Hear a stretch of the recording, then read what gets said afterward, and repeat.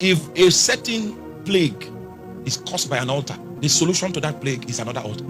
If a situation is caused by violating a law, it will be solved by satisfying that law. Spiritual things are not haphazard, they are clinical.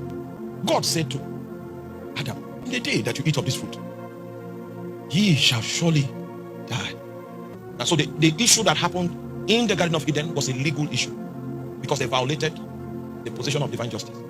And so the demand of divine justice was what? Death. So when Jesus came, the only way to solve that problem was to satisfy justice. And that's why Jesus had to die. That's how we fight spiritual battles. You need to know whether it was a law, whether it's legal. Notice that it was a man that violated that law. That was why Jesus had to become a man in order to fulfill it. Because everything that is in the shape of the construct of the infirmity must be in the solution. If it's God that causes a problem, it will be God that will solve it. So you will notice that in the ark of Noah, the ark, after they entered, God came and locked it from outside. So people were knocking. And because Noah was compassionate, if it were up to him, he would have opened the door. He said, I'm sorry. It is only the one that locked it that can do what? So if a problem is caused by God, why are you trying to use anointing? He is the one that locked it. Why not go and sit down? You are trying to open. Are you there?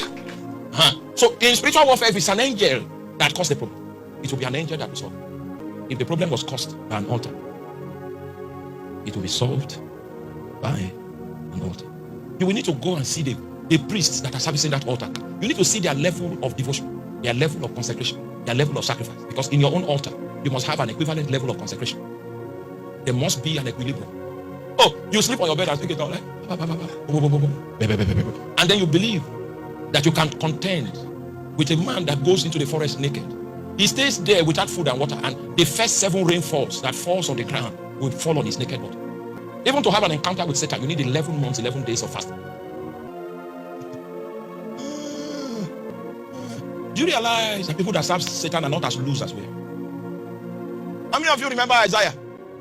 He was sent to deliver people. The day God came for inspection, he discovered that he had the weakness of the land in him.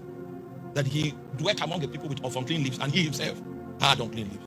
When you are in that state, there is no way you can bring deliverance to the people that you have been sent to. Because the devil has given you the weakness that is rooted in the territory.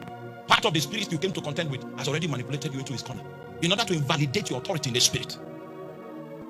Only Nazarites can change the temple. They lost for nothing in the earth.